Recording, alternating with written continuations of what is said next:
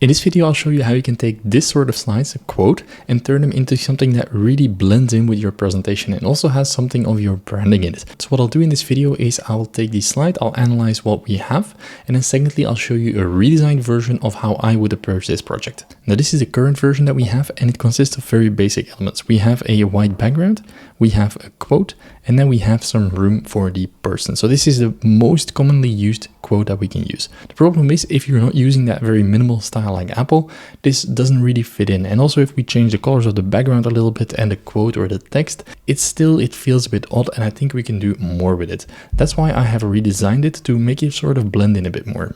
And here is a redesigned version, and the first thing you notice is probably the picture that I put in place of Steve Jobs.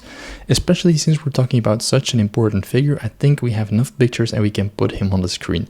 This gives a bit more meaning to the quote itself and makes it feel more connected between that person and the quote, and I think that's always important. Now, next what you can see is I've also used a nice background color. Now this is green, but it could be any type of color that fits your branding. Next, to not just have the quote on the slide, I sort of put it in a rounded rectangle. So you can see this shape here on the slide to sort of put some boundaries around that quote.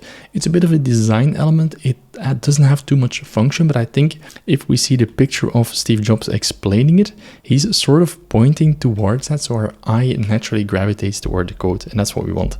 Then we just have the plain simple text. We have the name here in a different color, so it's not really jumping out at first, but it's more like a second degree that you notice. And then we also have this quotation mark to really show that it's a quote from that person. Now as well, this isn't too harsh or in your face. This is a bit toned down, a bit some transparency to make it a bit more subtle. And I think overall, if we combine all of these elements, we have the person, we have the box, it also feels a bit balanced. So that's what we want to achieve. Now, another thing which I really like is that we sort of blend it, or we overlap it a bit. So we remove the background from the picture and we overlap it with that rounded rectangle quote. This all makes it feel like it belongs together and it feels like it's been designed properly, and that always grabs the attention a bit more, I would say. So if we compare it to the previous version, I think we could say that we have given it more body and a bit more meaning in the slide. Especially if you put it in a large deck of hundreds of slides, this will sort of fade away a little bit. Well, if we compare it to these sort of slides with the picture, with the positioning, I think it might stick with the people just that little bit more.